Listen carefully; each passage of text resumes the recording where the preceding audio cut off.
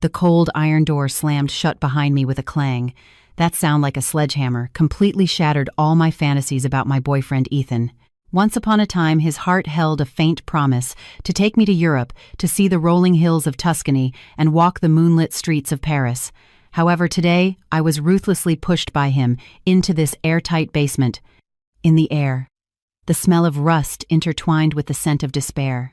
He took my $500,000 and sold me. The man they called the buyer had eyes as sharp as a hawk.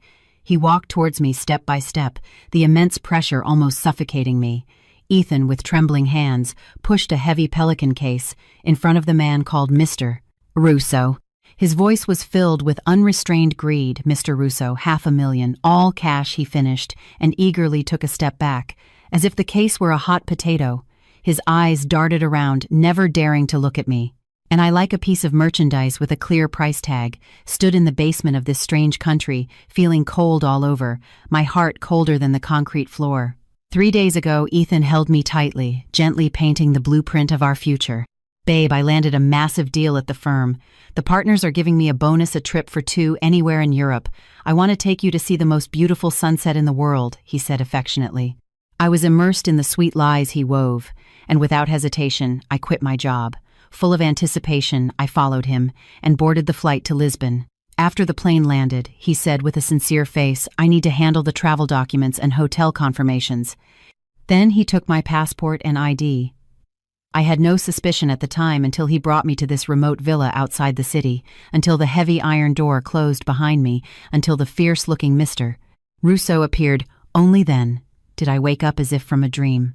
This so-called romantic journey, its destination, was actually hell. I looked at Ethan.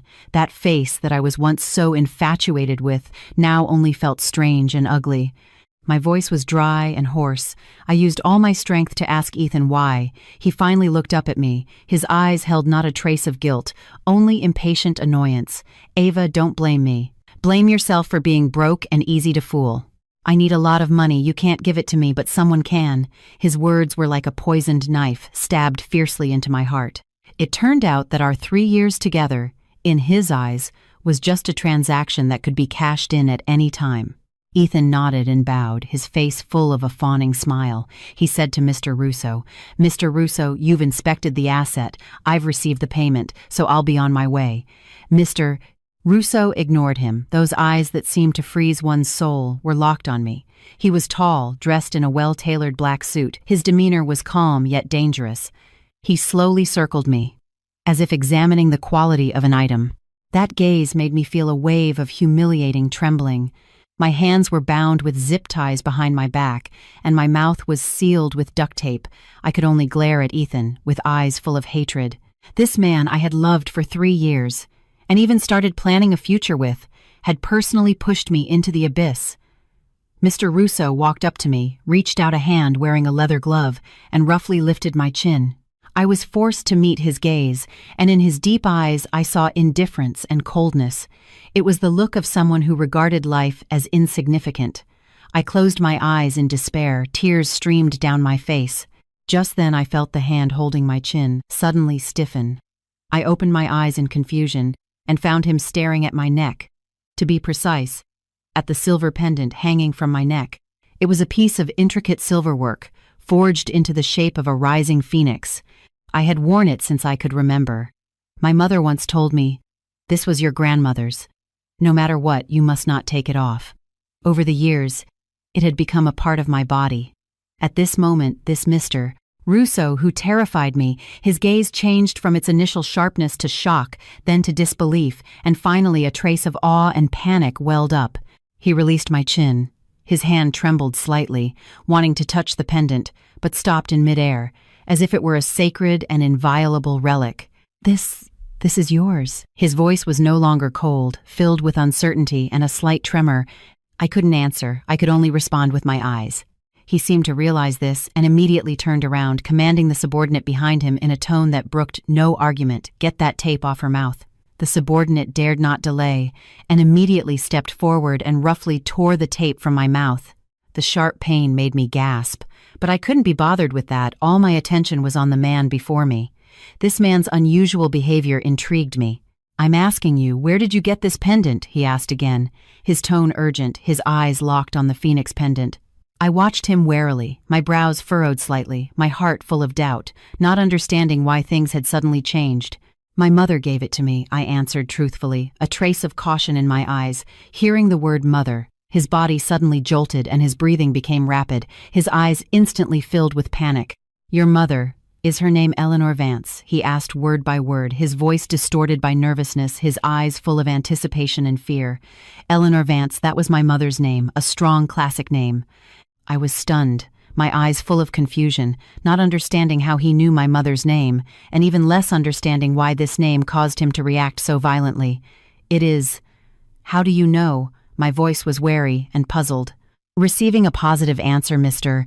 Russo's body suddenly lost its strength. He staggered back 2 steps, his face turned pale, and a fine cold sweat broke out on his forehead. The way he looked at me completely changed. The previous indifference and scrutiny disappeared, replaced by terror, regret, and unease. The subordinates in black behind him looked at each other, clearly bewildered by their boss's abnormal behavior. Ethan on the side was dumbfounded, thinking Mr. Russo had taken a fancy to the pendant. He hurried forward with a fawning smile. "Mr. Russo, if you like the necklace, consider it a gift from me. You can do whatever you want with this woman." As soon as he finished speaking, Mr. Russo turned his head abruptly, his eyes bloodshot with anger. He rushed forward in 1 step and backhanded Ethan hard across the face. Crack. The sharp sound echoed in the basement. Ethan was sent spinning and fell to the ground. Half of his face quickly swelled up, blood seeping from the corner of his mouth. He clutched his face in a daze, looking at Mr. Russo in disbelief. Mr. Russo. What was that for? Shut your damn mouth, mister." Russo pointed at his nose, his voice hoarse with anger. "Do you have any idea who you sold? Do you know you almost got me killed?" He no longer looked at Ethan, as if another glance would be disgusting. He turned and strode towards me, carefully cutting the zip ties on my wrists, his movements carrying a trace of reverence. Once my hands were free, he immediately took a step back, bowed deeply, and said in a tone of awe, "Miss Vance, my name is Marcus Russo. I was blind and failed to recognize you. My failure is unforgivable. Please tell me how to make this right." "Miss Vance, subordinate." I was completely confused. The man who wanted to buy me a second ago was now bowing before me, calling me Miss Vance. You know my mom." This was the only explanation I could think of. Russo maintained his deep bow, not daring to lift his head. "More than just know her. Ma'am is my everything. Without her, there would be no Marcus Russo today. Ma'am," he called my mother ma'am. In my memory, my mother was an ordinary and strict single mother. She ran a small import-export business and raised me on her own. She was always busy and strict with me. Our relationship was distant. How could she be the ma'am in the mouth of a man like this? All of this was beyond my comprehension. I don't understand. My mother, Miss Vance, this is not the place to talk." Russo straightened up and made a respectful gesture of invitation. "You've been through an ordeal. I will immediately arrange for you to rest in a secure location. As for this worthless piece of trash," his gaze shifted to the still dazed Ethan, his eyes once again turning cold and ruthless. "Mr. Russo, no, sir, I was wrong. I really didn't know Ethan, realizing he had messed with the wrong person, scrambled to his knees at Russo's feet, clinging to his leg and begging, "I didn't know her mother was Eleanor Vance Ava. Honey, please say something. Our 3 years together, you can't just watch me die." I looked at him coldly, my heart filled with disgust and ridicule. "Do you know my mom?" I asked again. Russo continued to bow his head slightly. "Ma'am has shown me immense kindness. I owe my very life to her." The moment he thought of selling me for money, the seeds of hatred had taken root between us. Russo respectfully turned to me, his eyes lowered, his hands clasped in front of him, and asked softly, "Miss Vance, how should we dispose of this individual?" At that moment, a sense of power I had never felt before landed heavily in my hands. I looked at Ethan. He was a mess of tears and snot, his eyes filled with terror. I took a deep breath, trying to steady my trembling voice. "I don't want to see him again." Russo understood and nodded slightly, giving a look to the subordinates behind him. 2 subordinates quickly stepped forward and dragged Ethan up like a sack of garbage. Ethan struggled and cursed. "No, Ava, you venomous bitch, I was blind to have fallen for you. You'll get what's coming to you." I ignored him, only feeling a wave of exhaustion wash over me. My legs felt weak. Russo escorted me out of that suffocating basement. The sunlight outside was blinding. I raised my hand to block it. He quickly walked to a luxurious black sedan, opened the car door, and bowed slightly. "Miss Vance, please." I got into the car, and the car drove away from the villa smoothly. I hesitated for a long time and finally spoke up. "Mr. Russo, can you tell me what's going on? Who is my mother, really?" Russo looked at me through the rearview mirror, his eyes filled with reverence. "Miss Vance, it's not my place to discuss Ma'am's affairs. What you've seen is just the tip of the iceberg. The business empire Ma'am has built is beyond your imagination. This Phoenix pendant is the only sigil of Ma'am's direct heir. Seeing the pendant is like seeing Ma'am in person. A business empire." My mind was in a whirl. The mother who reminded me to eat my vegetables and study for my SATs was the creator of a vast business empire. How was that possible? The car stopped in front of a heavily guarded estate. This was a world away from the apartment I used to live in. Soaring walls, a closed wrought iron gate, and a row of security personnel in black suits standing at the entrance. Their expressions were stern, their eyes warily scanning the surroundings. When they saw Russo's car, the iron gate slowly opened, and we drove in smoothly. The estate was the epitome of luxury. A huge fountain sprayed water in the circular driveway. The lawns were perfectly manicured, and there was a white castle-like mansion. Russo led me to an elegant guest suite. The room was large, and through the floor-to-ceiling windows I could overlook the grounds. He said respectfully, "Miss Vance, please rest first. A change of clothes has been prepared. I have already informed Ma'am of your safety. She will be here as soon as possible." I nodded, my thoughts still in chaos. After he left, I walked to the full-length mirror, looking at the pale-faced, terrified reflection of myself. I subconsciously touched the Phoenix pendant on my neck. It felt a little warm. What secret was hidden within it? What kind of person was my mother? Eleanor Vance. I took a hot shower and changed into a silk nightgown. My mood calmed down a bit. I lay in bed. The past 22 years of my life flashed through my mind like a movie. In my memory, my mother was a strong woman. She had divorced my father early on and raised me on her own. She opened an import-export company. The business was neither big nor small, enough to provide us with a comfortable life. She was always busy, often on business trips for weeks at a time. She was strict with my upbringing, with clear requirements for my studies and life. She rarely smiled at me, nor did she offer easy praise. I used to think she didn't love me, so when Ethan appeared, his care and sweet words easily captured my heart. I thought I had found a support, but I didn't expect it to be a trap. Thinking back now, there were always some unexplainable details in my life. For example, our family wasn't wealthy, but I always attended top private schools, and whenever I encountered trouble, it would always be mysteriously resolved the next day. Also, although my mother was strict, she gave me a lot of freedom, never interfering with my friendships and relationships, as if she was certain I wouldn't get hurt. Could it be that all of this was under her control? Then my being deceived and sold abroad by Ethan, did she know about that too? This thought sent a chill down my spine. Just as my mind was racing, there was a knock on the door. A maid came in and said respectfully, "Miss Vance, Ma'am has arrived. Mr. Russo asks you to come to the study. He says there are some follow-up matters regarding Ethan that he needs to report to you." The name Ethan was like a sharp needle, stabbing my nerves again. I slowly put on a coat and followed the maid to the study. Russo stood in front of a huge mahogany desk. When he saw me come in, he immediately strode forward to greet me, "Miss Vance." He handed over a tablet. "This is the preliminary investigation result on Ethan Wright." I took the tablet, and Ethan's detailed information was displayed on the screen, far more detailed than what I knew. It turned out he was not a top university graduate. His degree from Columbia was forged. He was also not a project manager at a hedge fund, but a complete fraud. His approaching me was a carefully planned scam from the very beginning. Behind him, there was a syndicate specializing in pig-butchering romance scams. And his so-called dying ex-girlfriend was not seriously ill at all. He had incurred a huge gambling debt, and she was being held by his creditors. The $500,000 I was sold for was to pay them back. At the end of the file was a video. The background of the video looked like that cold basement. Ethan was tied to a chair, his face full of terror. He begged and pleaded and revealed everything. It turned out it was his creditor's idea to have him find a girl from a simple family and trick her into being sold abroad, and I became the perfect target. I watched his ugly face in the video, and my stomach churned. I turned off the video and handed the tablet back to Russo. "Where is he now?" I asked coldly. A cold glint flashed in Russo's eyes. He said calmly, "As you instructed, you don't want to see him again. I have had my men take care of it. I guarantee he will disappear from this world completely. No one will know he ever existed." He spoke casually, but it sent a shiver down my spine. Is this my mother's world? A single sentence can decide a person's life or death. Although I hated Ethan to the bone, hearing that he might be dead, a complicated emotion still welled up in my heart.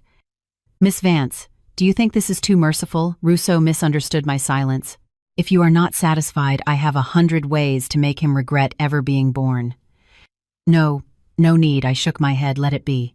I don't want to become a bloodthirsty person." But I knew clearly, from this moment on, the innocent and romantic Ava Miller of the past was dead. Ethan killed her, and this strange world full of power and danger also killed her. Russo looked at me, with a hint of approval in his eyes. "Miss Vance, you are very much like Ma'am, as decisive and as merciful." Like my mother, I gave a bitter smile. If she were truly merciful, how could she have built an empire that Russo was loyal to? I waited at the estate for 2 days. During these 2 days, Russo took meticulous care of me. My food, clothing, and accommodation were all of the highest standard. He thought to use this way to make up for his previous mistake. He also revealed some things about my mother in bits and pieces. It turned out my mother, Eleanor Vance, was not the owner of a small import-export company. Her true identity was the head of Vance Industries, a vast multinational conglomerate. The group's business spanned the globe, involving finance, technology, energy, and many other fields, many of which operated in the gray areas of the law. And Marcus Russo was the highest person in charge of the group's European operations. He said my mother had built her empire from scratch in her youth. The process was bloody and full of storms, and she had made countless enemies. Therefore, she had taken strict protective measures. For me, her only daughter, "Ma'am always hoped that you could live a simple and happy life like an ordinary girl, away from disputes and dangers," Russo sighed. "So she hid everything and deliberately distanced herself from you for fear that you would have any connection with this world. I didn't expect you to still get hurt." His words solved the mystery that had been in my heart for years. I always thought my mother didn't love me. It turned out she was protecting me in a way I didn't understand. My heart was filled with mixed feelings. There was gratitude, sorrow, and also resentment. Why didn't she tell me sooner? If I had known earlier, perhaps I wouldn't have been deceived by Ethan's facade. On the afternoon of the 3rd day, a huge roar came from the sky above the estate. I walked to the floor-to-ceiling window and saw a black helicopter slowly landing on the central helipad of the estate. Russo's expression turned serious. He said to me, "Miss Vance, it's Ma'am." My heart leaped into my throat. I didn't know what kind of mood. To have to face this mother who was both familiar and strange, nervousness, anticipation, and a trace of indescribable fear intertwined in my heart. The helicopter's propellers slowed, whipping up a huge airflow. The grass clippings on the lawn were blown everywhere. The cabin door opened, and a figure in a black trench coat slowly walked down from the plane. She wore large sunglasses, covering half of her face. Even from a distance, that powerful aura made me feel a sense of suffocation. She didn't come alone. Behind her were 2 rows of bodyguards in black suits. Their presence was intimidating. She took off her sunglasses, and the face I had been familiar with for 22 years was revealed. Still beautiful and cold, but at this moment there was no expression on her face. Her eyes were as sharp as a knife, as if they could pierce a person's heart. This was my mother, Eleanor Vance. She was no longer the ordinary mother in my memory who would cook for me and scold me for a bad grade.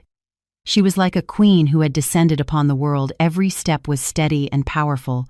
Everyone bowed their heads to her, and Russo was no exception. She walked up to Russo and paused for a moment, giving him a cold glance. Just that one glance made Russo, who held sway in the European underworld, instantly break out in a cold sweat, and his bow became even lower. "Ma'am, Russo stammered. "Dereliction of duty," Eleanor uttered 3 words. Her voice was not loud, but it carried the weight of 1,000 pounds. Russo's body trembled, and he dared not say another word. Then her gaze turned to me. That scrutinizing and strange look made me feel like a prisoner awaiting their verdict. "Follow me." She dropped those words and walked straight towards the main house. I hesitated for a moment, but still followed. We walked one after the other down the long corridor. Neither of us spoke. The atmosphere was so oppressive it was suffocating. She led me to the study, the same one where Russo had reported to me before. She sat behind the huge mahogany desk, her hands crossed on the table, quietly looking at me. Under her powerful aura, I felt as small as an ant. "Sit," she pointed to the chair opposite. I sat down at once, my body tense. Russo has told me everything that happened. Her tone was calm, with no discernible emotion. "You handled it well. You didn't fall apart. You have my strength." I felt a little perplexed. Was that a compliment? But I didn't know how to respond.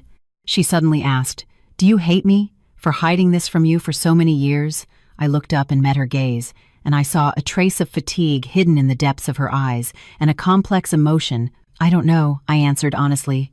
"I need time to process all of this." She didn't seem surprised by my answer, and nodded.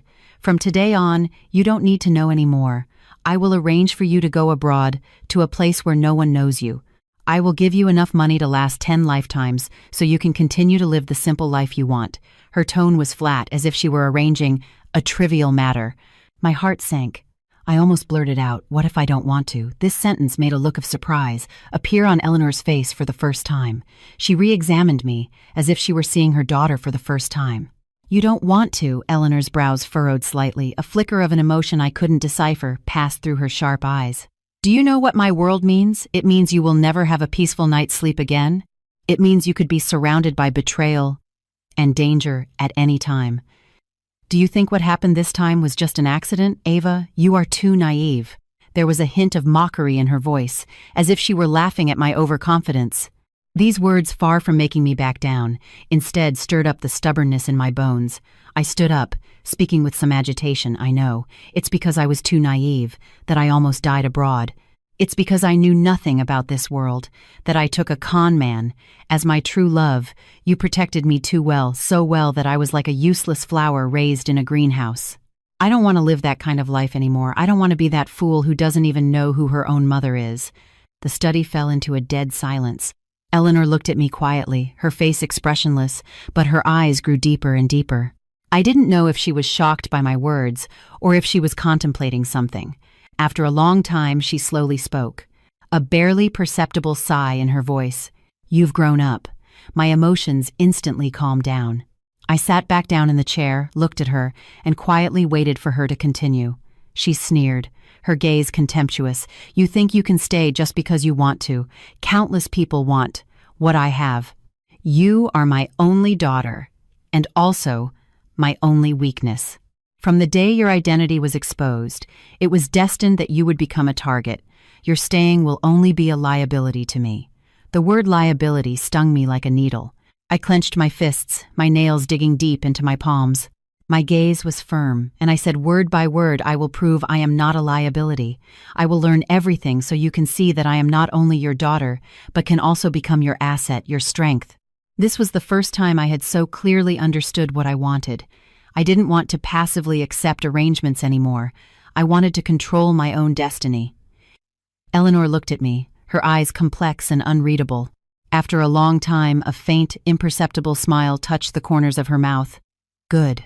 Very good." She nodded. "Since you chose this path, you have to bear the consequences. Starting tomorrow, your education begins." "Education," I looked at her with a puzzled face. "That's right." Her eyes instantly turned sharp. "A qualified successor has to learn much more than you can imagine. Finance law, management, Krav Maga marksmanship, and also how to read people." Her words opened a door to a new world for me. This world was full of challenges and dangers, but it also made my blood boil with excitement. "I'm ready," I responded without hesitation. Eleanor nodded with satisfaction. She got up and walked to the floor-to-ceiling window. With her back to me, she looked out at the estate. She suddenly asked, "Do you think a lowlife like Ethan could get close to you so easily and trick you into going abroad?" I was taken aback, then realized. Yes, according to Russo, my mother's protection of me was very strict. How could a con man like Ethan break through the multiple layers of security unless... "There's a mole among us," I blurted out. Eleanor turned around, a look of approval in her eyes. Not entirely clueless, her tone was flat, but it sent a chill down my spine. "Ethan was just a pawn. The one who really wanted you is someone hiding in the dark. Your return will just lure the snake out of its hole." As soon as her voice fell, there was a knock on the study door. A middle-aged man walked in, dressed in a proper butler's uniform, with a gentle smile on his face. I immediately stood up and shouted in surprise. James Henderson, was our family's longtime butler. He had been in our home since I could remember. He watched me grow up and treated me like his own daughter. He was the person I was closest to besides my mother. "Why was he here too, Miss Ava? You've suffered." James's eyes reddened, his voice choked with emotion. I was about to go forward and comfort him, but then I saw a cold and strange smile at the corner of Eleanor's mouth. Her gaze went past me and fell on James. She spoke slowly, her voice was not loud, but it was like a bomb exploding in the study. "James, tell me, how should I deal with you, a traitor who has fed from the Vance family for 20 years? As Eleanor's words fell, the air in the study seemed to freeze in an instant. I couldn't believe it and whipped my head around to look at James, the James who had watched me grow up since I was a child and always affectionately called me Little Ava. At this moment, his face was deathly pale, the color quickly draining away. His body was frozen in place, his smile stiffened, and large beads of sweat appeared on his forehead. Ma'am, what are you saying? I don't understand." James's voice trembled, his eyes darted around in panic, not daring to meet Eleanor's gaze. My heart sank to the bottom of the valley. His reaction had already said it all. "You don't understand," Eleanor sneered, and strode towards James. Although she was shorter than him, her presence completely crushed him. "Let me remind you, the security personnel around Ava were all your appointments. Every time she went on a date with Ethan, the security was pulled away by you for some reason. A few days before she went abroad, you frequently contacted an overseas number belonging to the Donovan family. Do you want me to show you the call logs and bank transfer records? Shall I put them on the screen for you?" As soon as the words Donovan family were spoken, James's body trembled violently, his legs gave way, and he fell to his knees with a thud. He bowed his head to the floor repeatedly, his face a mess of tears and snot, crying out, "Ma'am, I was wrong, I was coerced. Please, for Miss Ava's sake, spare my life." I stood there in a daze, feeling the world spin, as if it were collapsing. Ethan's betrayal had shown me the hypocrisy of love, and James's betrayal completely overturned the 20 years of genuine affection I had known. He was the elder I trusted the most. I had always respected him. I couldn't accept that the James who had once snuck me cookies and comforted me when my mother scolded me had turned out to be the mole who wanted me dead. My voice trembled with emotion. I stepped forward and questioned him. "Why did you do this? My mother has treated you like family." James raised his face, which was covered in tears and fear, his eyes full of guilt and remorse. He cried, "Miss Ava, I'm sorry I've wronged you. It was the Donovans.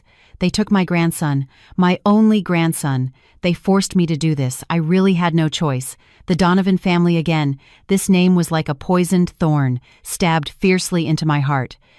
Eleanor's voice was calm, as if she were interrogating a criminal who had nothing to do with her. "What did the Donovans offer you? That you would disregard 20 years of loyalty," James explained, sobbing. "They said as long as I cooperated and got Miss Ava abroad, creating the illusion of a disappearance, to make you lose your composure in a business deal, they would give me a large sum of money and send my grandson to a private school in Switzerland. They promised they wouldn't really hurt her." "Wouldn't really hurt?" I sneered. "Selling me to a place like that. Is that what you call not hurting? If it weren't for the phoenix pendant on my neck, if it weren't for the fact that Russo happened to recognize this sigil, what would have become of me? I dared not think." Eleanor coldly uttered one word, "Foolish." "Do you think the Donovans would keep their promise after they used you this pawn? They would have eliminated both you and your grandson. No loose ends." James's body stiffened, a look of despair on his face. Clearly he had never considered this possibility. I looked at James, who was kneeling on the ground, like a stray dog. The sympathy in my heart had disappeared. "Betrayal is betrayal," I sneered inwardly. "No reason can be an excuse." Eleanor no longer looked at James but turned to me, her gaze firm, and asked, "Ava, I'll ask you one more time. Do you still want to stay? This is the world you will face. The people closest to you could stab you in the back at any time." I took a deep breath and met her gaze, my eyes incomparably resolute. "Yes, Not only do I want to stay, I want to make the Donovan family pay the price." Hearing my answer, a gratified smile appeared at the corners of Eleanor's mouth. "Good," she nodded lightly. Then she instructed the bodyguards at the door, "Take him away and deal with him according to the rules. Also rescue his grandson from the Donovans unharmed. Send him away. Don't let them ever appear before us again in this lifetime." The bodyguards immediately stepped forward and dragged the limp James out. I understood my mother was using a cruel method to teach me a lesson about betrayal and human nature. She was also telling me in her own way that even when facing enemies, she had her own principles and bottom line. Only the two of us, mother and daughter, were left in the study. Eleanor walked to the bar cabinet and poured 2 glasses of whiskey, handing one of them to me. "The Donovans have been our family's mortal enemy for decades." She took a sip and said slowly, "Their patriarch Liam Donovan is ruthless and cruel and will stop at nothing to achieve his goals. We have been fighting openly and secretly for years, with both wins and losses. I have always protected you well, so he couldn't find an opportunity to strike. I never expected that after all the precautions." The enemy was inside the house. There was a hint of weariness in her tone. I could feel that James's betrayal had hit her hard. "Why are they targeting me?" I couldn't help but ask. "Because you were once my weakness," Eleanor looked at me, her eyes complex. "They thought that by controlling you, they could threaten me and gain an advantage in our business competition. Unfortunately, they miscalculated." She paused, then continued. "They didn't know that forcing you out would awaken a sleeping lioness ahead of schedule. From that day on, my education officially began. My life was scheduled to the minute. Every second was precisely utilized. At 6 a.m., I began 2 hours of high-intensity physical and combat training. My instructor was a taciturn former Special Forces operator. His training methods were simple and brutal. Every move was a fatal blow.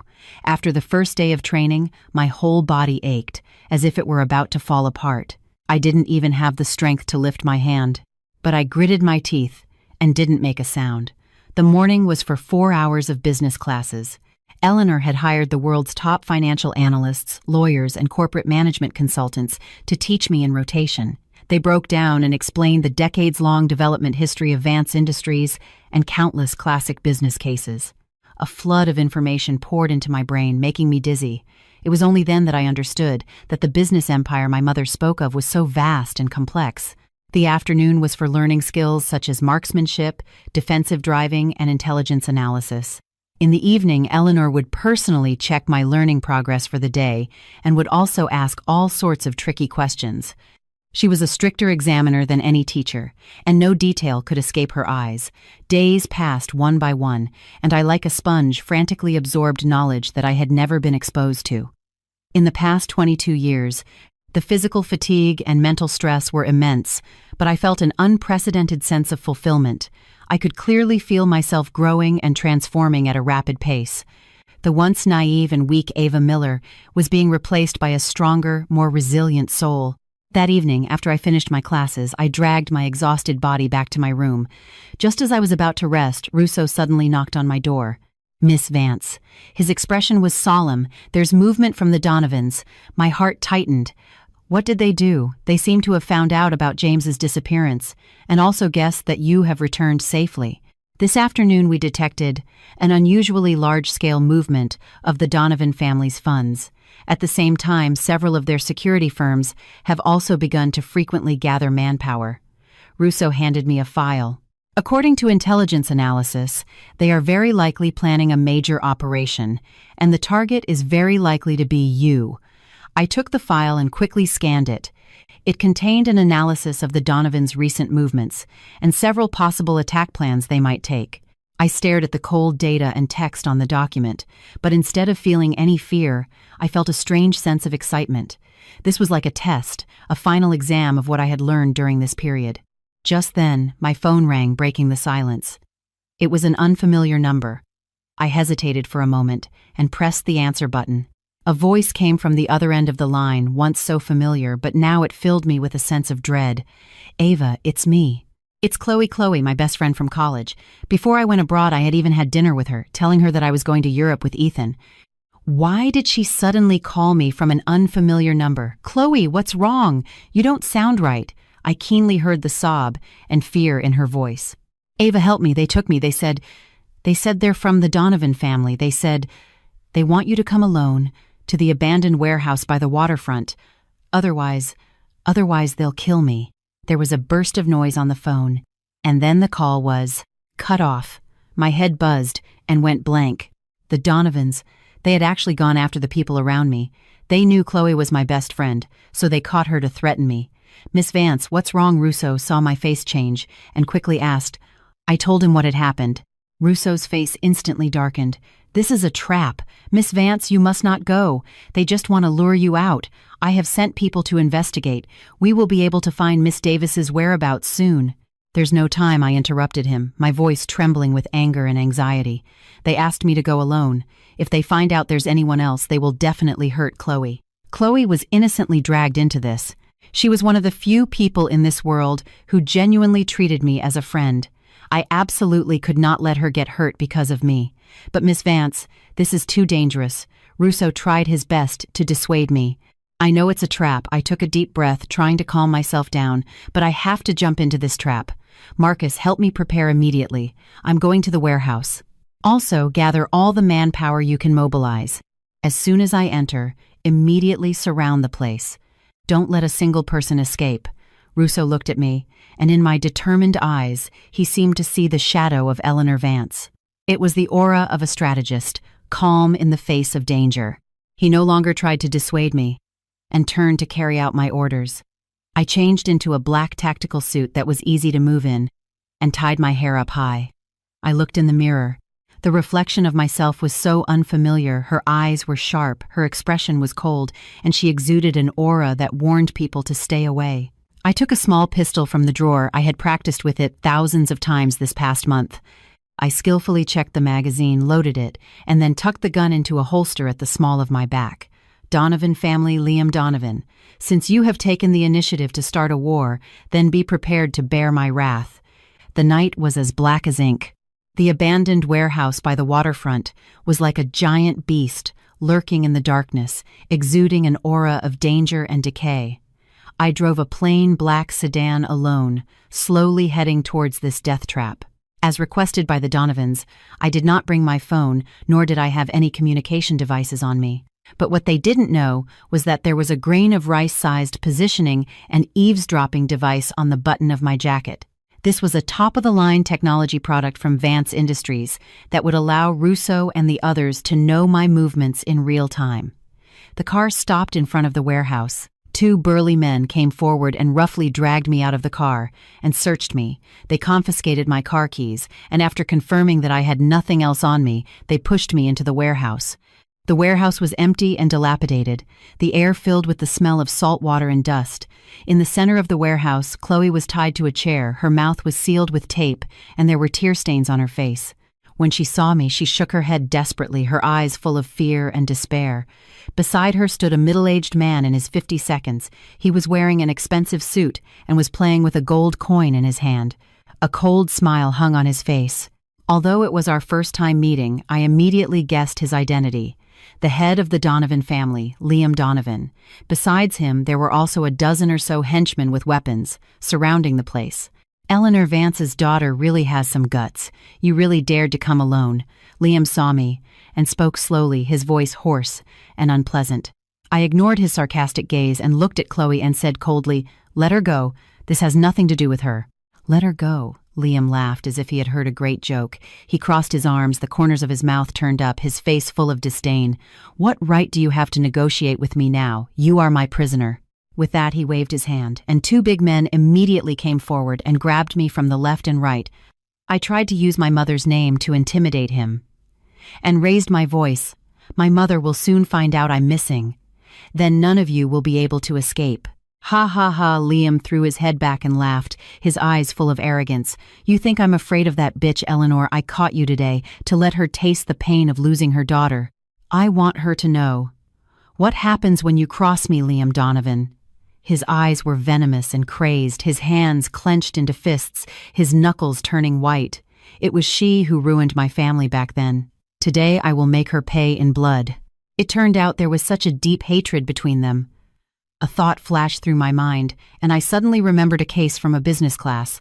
More than 10 years ago, during the early expansion of Vance Industries, they had used ruthless methods to crush a rising family business in a hostile takeover. The head of the company eventually went bankrupt and took his own life. Could that family be the Donovans? As I was thinking, Liam had already walked up to me. He reached out to pinch my face. "You are indeed quite a beauty, just like your mother, a viper in silk." His words were full of insult. My eyes turned cold. Just as his hand was about to touch me, I suddenly turned sideways and slammed my elbow into the ribs of the man behind me. The man grunted in pain, and the grip on his hand loosened. I seized the opportunity, ducked my body, and broke free from the other man's restraint, and smoothly drew the pistol from my back. The movements were as fluid as water and as fast as lightning. By the time they reacted, the dark muzzle of the gun was already pressed against Liam Donovan's temple. I shouted, "Nobody move, or I'll shoot him." The surrounding thugs were stunned, not expecting this seemingly weak girl to be carrying a gun and to be so skilled. They all raised their weapons and pointed them at me, but they were afraid of hitting their boss and didn't dare to act rashly. Liam's face changed, clearly not expecting this turn of events. But he quickly calmed down, spread his hands, and said provocatively, "Little girl, you think you can walk out of here with just a gun? Go ahead and shoot. Even if you shoot me, you won't leave here alive." I held the gun steady, my voice firm. "I don't know if I'll live or not, but I know that before I die, you will definitely be going down with me." The training I had undergone had made my mental fortitude incredibly strong. We were in a stalemate. The atmosphere was extremely tense. Liam gritted his teeth and asked, "What do you want?" I said coldly. "It's simple. Have them release my friend, prepare a car for us, and let us leave safely. Once we're clear, I'll let you go." Liam roared, "In your dreams." At that moment, the sound of multiple car engines and screeching brakes came from outside the warehouse. Immediately after, the warehouse's doors and windows were illuminated by tactical flashlights. Russo's voice came through a megaphone ringing out over the area. "Listen up, everyone inside. You are surrounded. Drop your weapons immediately and release the hostage. This is your only warning." Liam's face instantly turned ashen. He knew he had been tricked. You actually called for backup." Liam looked at me in disbelief, his eyes wide with anger, almost spitting fire. He probably never dreamed that I would be capable of orchestrating this. I looked at him coldly, a mocking smile playing on my lips. "The people outside are my mother's people." "Liam, did you think you were the only one who could set a trap?" Liam's face turned from green to white. He knew he was completely finished today. His carefully planned kidnapping, which was intended to break Eleanor Vance's psychological defense, had instead become the battle that made a name for me. Outside the warehouse, Russo's men began their assault. The sound of flashbangs and ramming doors was incessant. Liam's men were in disarray, their morale collapsing. They were just a disorganized mob to begin with, and they were no match for the well-equipped and well-trained security forces of Vance Industries. I pressed the gun to Liam's head and said word by word, "Liam, you have already lost. Tell your men to release my friend, otherwise we all die together today." I glared at him, pressing the gun against Liam's temple, my finger tight on the trigger, my breathing growing heavier, my knuckles turning white. Under the threat of death, the madness in Liam's eyes gradually faded, replaced by a trace of fear. No matter how ruthless he was still a person who was afraid of death. Let her go. He managed to squeeze out a few words from between his teeth, his voice trembling slightly. His men didn't dare to delay and immediately went forward and untied the ropes on Qley and tore the tape from her mouth. "Ava." As soon as Qley was free, she ran towards me crying. Her steps were staggering, her body still trembling. I protected her with one hand, my other hand still holding the gun tightly against Liam's head. "Don't be afraid, I'll get you out," I comforted her softly, my voice calm and firm. Just then, with a loud bang, the warehouse's main gate was rammed open by an armored truck. Russo led a team of fully armed men and rushed in. Seeing the scene inside the warehouse, everyone was stunned. They probably didn't expect that I would have single-handedly taken control of the entire situation. After a brief moment of shock, Russo immediately reacted. "Secure the scene." At his command, his men moved quickly and subdued Liam's men one by one. Liam watched as his men were taken down, a look of complete despair on his face. He knew the Donovan family was finished. I held Liam at gunpoint, and with Qley I walked out step by step. Every step was incredibly steady. The city lights shone on me again, but I felt like I had just walked through hell and been reborn. Russo walked up to me, his eyes filled with admiration and relief. "Miss Vance, are you all right?" he asked with concern. I shook my head and handed him the gun. "Take care of it." I looked at Liam, who was being held down by the security team, and said coldly, "For those who betray me, I can give them a quick end. But for those who harm the people I care about, I will never be merciful." Hearing my words, Liam struggled frantically, cursing venomously. "Ava, you venomous bitch, you'll get what's coming to you. I'll see you in hell," he stared with wide eyes, his face twisted. I didn't spare him another glance, and directly took the shaken Qley into Russo's car. The car drove away from this abandoned warehouse, and also drove away from that part of my past that I couldn't bear to remember. On the way back, Qley held my hand tightly, her body still trembling slightly. I could feel her fear, and I comforted her softly. "Qley, don't be afraid. It's all over now." She looked up at me, her eyes filled with unfamiliarity and confusion. "Ava, who are you? Why do you have a gun? Who are those people?" I looked at her and knew I could no longer hide it from her. "Qley, I'm sorry. There are many things I didn't tell you." I took a deep breath and briefly told her about my family background and everything that had happened recently.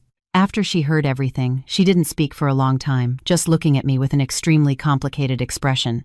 I knew. Our worlds had become different from this moment on. We might never be able to go back to the way we were. When we returned to the estate, Eleanor was already waiting at the door. When she saw me return safely, a rare expression of relief appeared on her perpetually icy face. Although it was fleeting, I still caught it.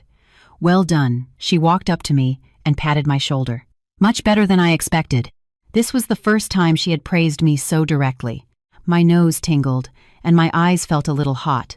The grievances, pressure, and fear of this period seemed to have found a release at this moment, but I held back. I didn't want to show any weakness in front of her again.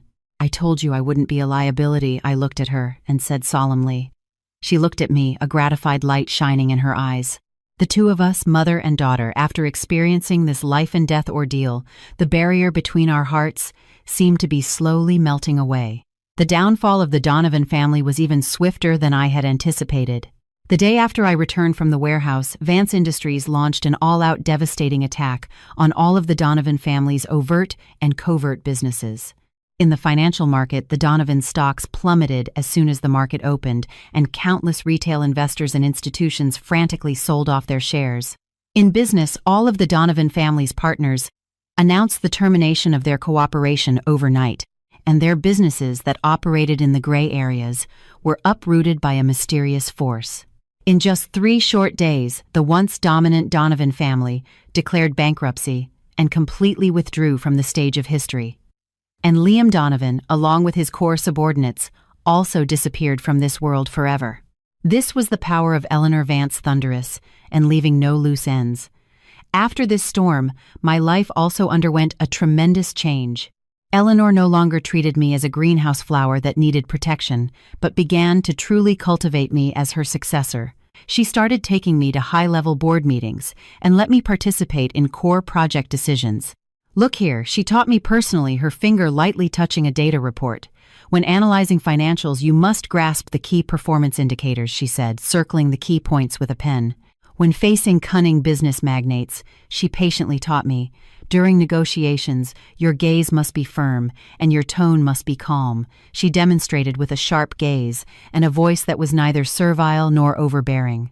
Balancing the interests of all parties is like walking a tightrope. You must have perfect control. Her expression was serious, her hands making a balancing motion.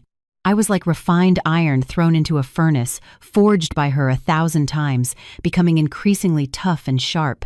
I was no longer the love-struck fool deceived by a man's sweet words, nor was I the weak girl who panicked in the face of danger. I learned to think calmly and solve problems decisively. My gaze also became more and more like hers, calm and sharp, exuding a power that brooked no challenge. My relationship with Qley had a subtle change. After the kidnapping, her eyes held both gratitude and awe when she looked at me. An insurmountable distance had grown between us. Eleanor gave her a large sum of money and said, "Go abroad, start a new life." Qley's eyes reddened, and she nodded silently. I understood that this was the best protection for her, and also the best ending for our friendship. We might not be able to talk about everything like we used to, but I will cherish this friendship. A year later, at the Vance Industries annual shareholders meeting, Eleanor stood on the stage, her gaze sweeping across the audience, and solemnly announced, "I declare Ava Vance will be the sole heir to the corporation and will serve as Executive Vice President from this day forward." I walked onto the podium. Thousands of pairs of eyes in the audience were fixed on me, but I felt no trace of nervousness. I looked at my mother in the front row. She was looking at me with a proud and gratified gaze. We smiled at each other. No words were needed. I picked up the microphone. My voice was steady and powerful. "I will guard this empire with my mother. From this moment on, I will fight alongside my mother to protect the empire she built. My story has just begun. That man named Ethan has been forgotten in a corner of my memory. He was just a stepping stone on my path to becoming stronger. The phoenix pendant on my neck was warm against my skin. It was not just a relic from my grandmother. It witnessed my rebirth and reminded me of the responsibility I shouldered and the queen's path I had to walk.